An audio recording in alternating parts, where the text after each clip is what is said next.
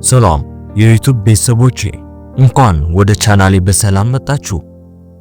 ዛሬ ልናነሳው የመረጥኩት ርዕስ ከብዙዎቻችሁ የመጣ ጥያቄ ነው። ሰዎች ሁሌም ስለ ስኬት ያወራሉ።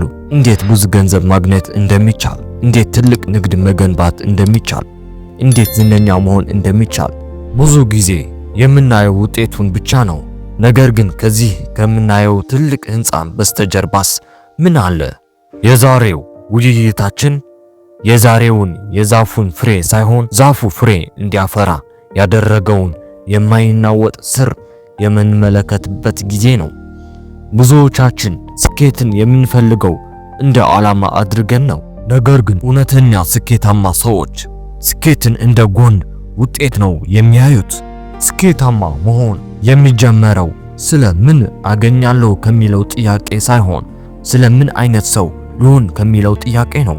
ስኬት የሚጀምረው በባህሪ ነው። ባህሪ ደግሞ ልምምድ የሚፈልግ የሚገነባ የህይወት ስርዓት ነው።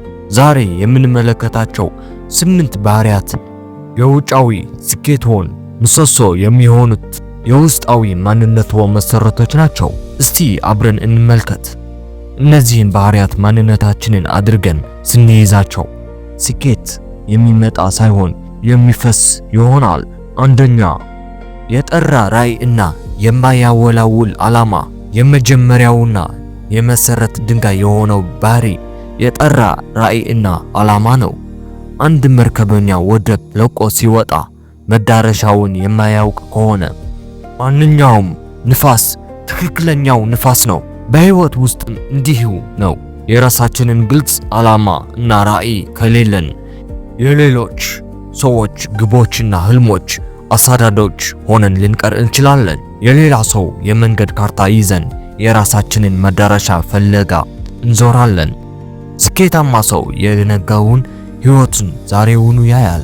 ነገ ምን አይነት ማንነት መሆን እንደሚፈልግ፣ ነገ ለዓለም ምን መስጠት እንደሚፈልግ በውስጡ ይስላል። ይህ ራዕይ ነው ፈተና ሲመጣ እንዳይወድቅ የሚደግፈው፣ በጥርጣሬ ጊዜ ብርሃን የሚሆነው። ታላቁ አፍሪካዊ መሪ ኔልሰን ማንዴላን አስቡ። በእስር ቤት ውስጥ ለዓመታት ቆየ። ነገር ግን ነፃ፣ እኩል የሆነች ደቡብ አፍሪካ ራዕይ ከውስጣቸው አልጠፋም። ይህ ራዕይ፣ ይህ ዓላማ የ10 ዓመታት ብቸኝነት፣ ስቃይን እና ጭቆናን እንዲቋቋሙ አስችሏቸዋል። ራዕይ ከስሜት በላይ ነው፣ የነፍስ ውል ነው። ራዕይ ካለህ ከባድ ሥራ አይሰማህም። የምትወደው ግብህ ላይ ለመድረስ የምትከፍለው ዋጋ ሳይሆን የምትሰጠው መስዋዕትነት ይሆናል። ተግባራዊ ጥያቄ ልስጣችሁ። ዛሬ ከምትኖርበት ህይወት ውጪ ከ5 ዓመታት በኋላ የምትፈልገው የህይወት ስዕል ምንድነው? በወረቀት ላይ በግልጽ አስቀምጠው። ግልጽ ያልሆነ ራዕይ ግልጽ ያልሆነ ውጤት ያመጣል። ዛሬ ያንን ግልጽ ስዕል ስሩ። ሁለተኛ፣ ሙሉ ተጠያቂነት። ሁለተኛው ባህሪ ሙሉ ተጠያቂነት ነው። ይህ ማለት በህይወቴ ውስጥ ለሚከሰቱ ነገር ሁሉ እኔ ነኝ ኃላፊው ብሎ መቀበል ማለት ነው። አንድ ስኬታማ ሰው ከሚወስዳቸው ወሳኝ እርምጃዎች አንዱ የሰለባነት አስተሳሰቡን ሙሉ በሙሉ መተው ነው። እድሌ ነው፣ መንግስት ነው፣ ቤተሰብ ነው፣ አለቃዬ ነው ብሎ የጣት መቀሰርን ያቆማል።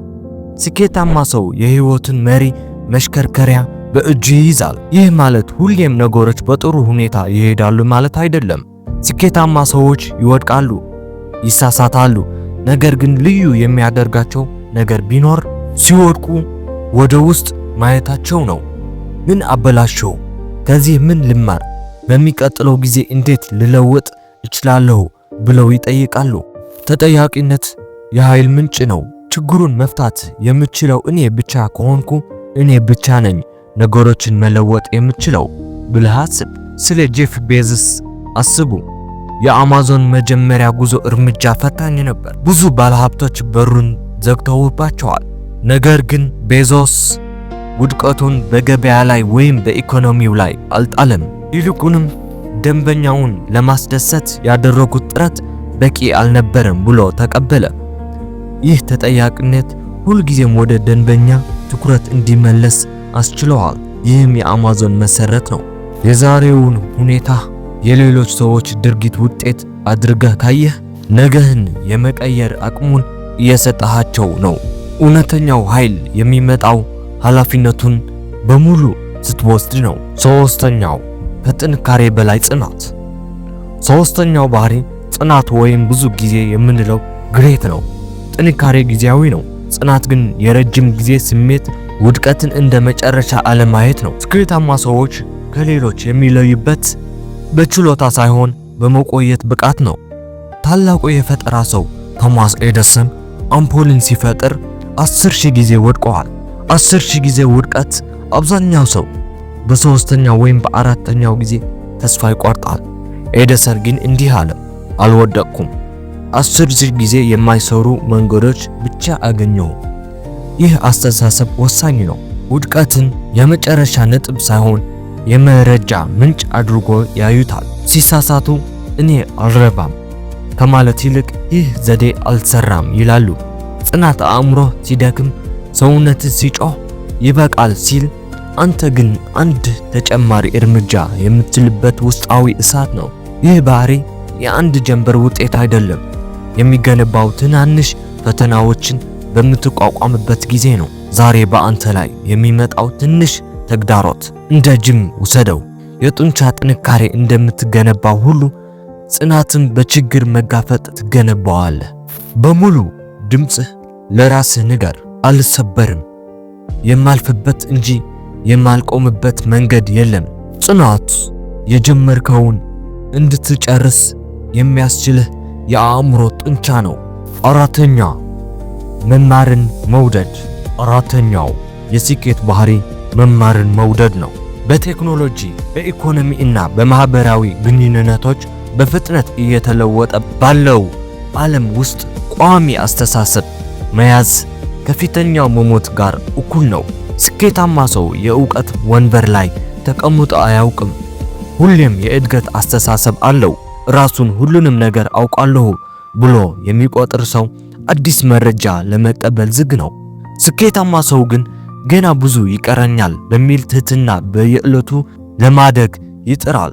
መማር መደበኛ ትምህርት ቤት መግባት ብቻ ማለት አይደለም። መማር ማለት በየቀኑ መጽሐፍ ማንበብ፣ ከአንተ የተሻለ ከሚያውቁ ሰዎች ጋር ጊዜ ማሳለፍ፣ ስህተቶችህን ትንታኔ በመስጠት ወደ ዕውቀት መቀየር፣ አዲስ ክህሎት በድፍረት መሞከር ማለት ነው። እዚህ ጋር ታዋቂውን ባለሀብት ዋረን በፊት እንመልከት።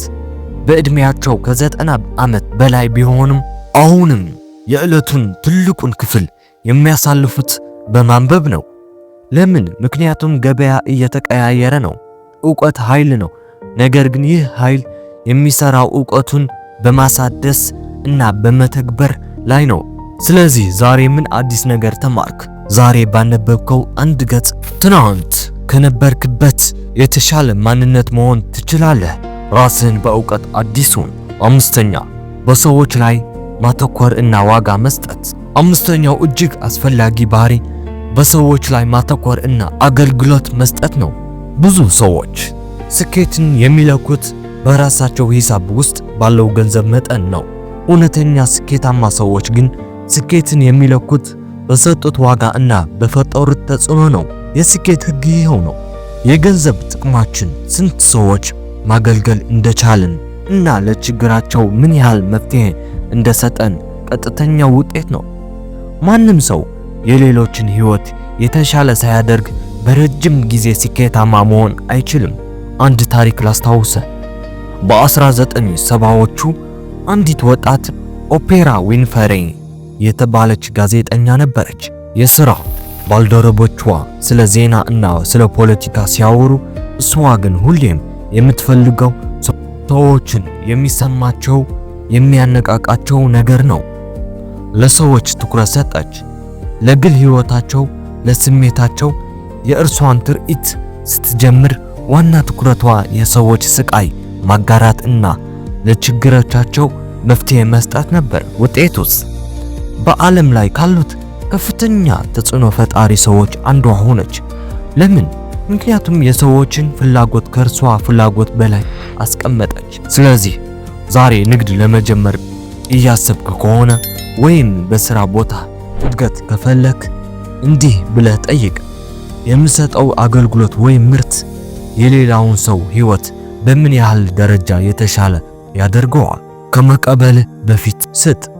ስድስተኛው ተግባራዊ ስነ ስርዓት። ስድስተኛው ባህሪ ተግባራዊ ስነ ስርዓት ነው። ቶኒ ሮቢንስ እንደሚለው ስነ ስርዓት ነፃነትን ያመጣል። ራዕይ መኖሩ፣ ተጠያቂነትን መውሰዱ እና የመማር ፍላጎት መኖሩ በጣም ጥሩ ነው። ነገር ግን እነዚህ ሁሉ ባህሪያት ተግባራዊ ካልሆኑ ልክ እንደ በረሃ አየር ናቸው። ተግባራዊ ስነ ስርዓት ማለት ያንን ራዕይ ወደ ዕለታዊ ተግባር መለወጥ ማለት ነው። ብዙ ሰዎች ትልቅ ህልም አላቸው፣ ግን ትናንሽ ልማዶች የላቸውም። ስኬታማ ሰው ግን አሰልቺ የሚመስሉትን ነገር ግን ወሳኝ የሆኑትን ነገሮች በቋሚነት ይሰራል። ማለዳ መነሳት፣ አላስፈላጊ ነገርን አለመብላት፣ በየቀኑ የሥራ ዝርዝርን መጨረስ፣ እነዚህ ሁሉ የዕለት ተዕለት ጦርነቶች ናቸው። ስነ ስርዓት ማለት ስሜትን ተከትሎ አለመሄድ ማለት ነው። ስኬታማ ሰዎች ስሜታቸው ሳይሆን ዓላማቸው ይመራቸዋል። ስሜትህ ዛሬ እረፍት ውሰድ ይልሃል። ስነ ስርዓት ግን ዓላማህ ነገን አይጠብቅም ይልሃል። አንዱ ትልቁ የስነ ስርዓት ምሳሌ የሚመጣው ከስፖርቱ ዓለም ነው። የዓለማችን ምርጥ አትሌቶች ሁሉንም ነገር በልጅነታቸው ችሎታቸው አላገኙትም። ያገኙት በየቀኑ ሰውነታቸው ሲጎዳም እንኳን ተነስተው በመለማመድ ነው። እነሱ በሕይወት ዘመናቸው ሊያገኙት የሚፈልጉት ውጤት ዛሬ ማለዳ የሚፈልጉት ስሜት ላይ እንዳልተመሰረተ ያውቃሉ።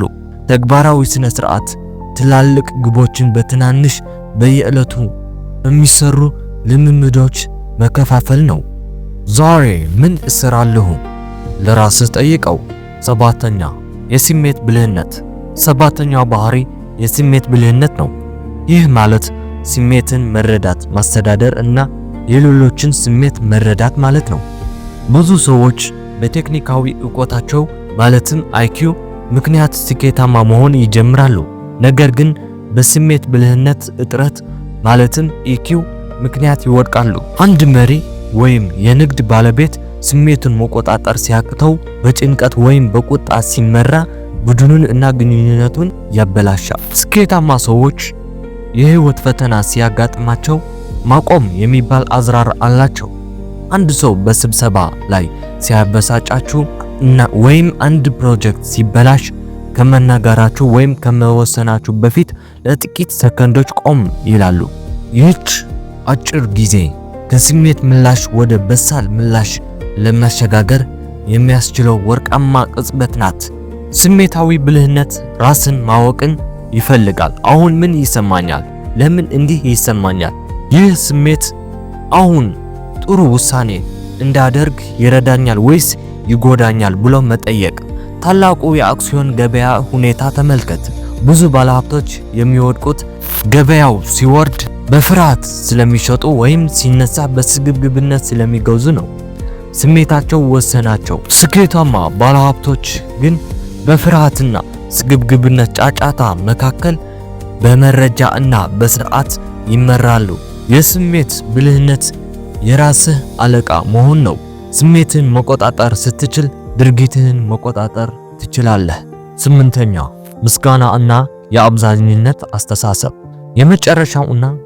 የመጨረሻው እና ምናልባትም በጣም ኃይለኛ የሆነው ባህሪ ምስጋና እና የአብዛኝነት አስተሳሰብ ነው። ስኬታማ ሰው የጎደለውን ነገር ከማየት ይልቅ ያለውን ነገር ያያል። ይህ ማለት ችግሮችን መካድ ማለት አይደለም። ችግር አለ፣ ነገር ግን የአንተ ትኩረት ችግሩ ላይ ብቻ ከሆነ ሕይወትህ ሁሉ ችግር ብቻ ይመስላል። ስኬታማ ሰው ግን አእምሮውን ከእጥረት ወደ አብዛኝነት ይቀየራል። የእጥረት አስተሳሰብ ማለት ገንዘብ በቂ አይደለም፣ እድሎች ውስን ናቸው፣ አንድ ሰው ሲያሸንፍ እኔም አሸንፋለሁ። የአብዛኝነት አስተሳሰብ ማለት ዓለም ሰፊ ናት፣ ሁላችንንም ልናድግ እንችላለን፣ እድሎች በየቦታው አሉ ማለት ነው። ምስጋና የስኬት ማግኔት ነው። በትንሽ ነገር የማትደሰት ከሆነ ብዙ ስታገኝ መደሰት አትችልም። በዛሬው ትንሽ በረከት የማታመሰግን ከሆነ ብዙ ስኬት ለማግኘት ለሚገባው ስራ የምትፈልገውን ጉልበት እና ተነሳሽነት ታጣለህ። ሜሊ ሮቢንሰን የምትለው አንድ ጥሩ አባባል አለ። የህይወትህ ለውጥ የሚጀምረው በማመስገን ነው። ጠዋት ስትነሳ ለሰውስ ነገሮች አመሰግናለሁ ስትል የአእምሮህ ትኩረት ወደ አዎንታዊ ነገሮች ይሻገራል። እውነተኛው ስኬት የምታገኘው ሌሎችን ስታሸንፍ አይደለም። እውነተኛው ስኬት የምታገኘው ለዓለም የሆነ ነገር ስትሰጥ እና ለተሰጠህ ነገር ከልብ ስታመሰግን ነው። ይህን ሁሉ ቃል በትኩረት ስለተከታተላችሁን ከልብ አመሰግናለሁ። እነዚህ 8 ባህሪያት ለብዙዎች የህይወት መሰረት ሆነዋል። አሁን ግን ጥያቄው ይህ ነው። ከዚህ ሁሉ ውይይት በኋላ ዛሬ ተግባራዊ ልታደርጉት የመረጣችሁት አንድ ባህሪ የትኛው ነው? ከታች በኮሜንት ላይ ጻፉልኝ። የእናንተ ግላዊ እርምጃ መስማት እፈልጋለሁ። ይህ መልእክት ለሌሎችም ጠቃሚ ይሆናል ብላችሁ ካሰባችሁ ላይክ አድርጉ። ሰብስክራይብ ያላደረጋችሁ ደግሞ የዚህ ቤተሰብ አባል ሁኑ። እናም የጥሪ መልእክቱን ማለትም ኖቲፊኬሽን ቢል ተጫኑ። ህይወትን የሚቀይር ኃይል ከአንተ ውጪ የለም። ዛሬ ትወስደዋለህ። በድጋሚ አመሰግናለሁ። እስከሚቀጥለው ጊዜ ድረስ ራሳችሁን በጥሩ ሁኔታ ጠብቁ።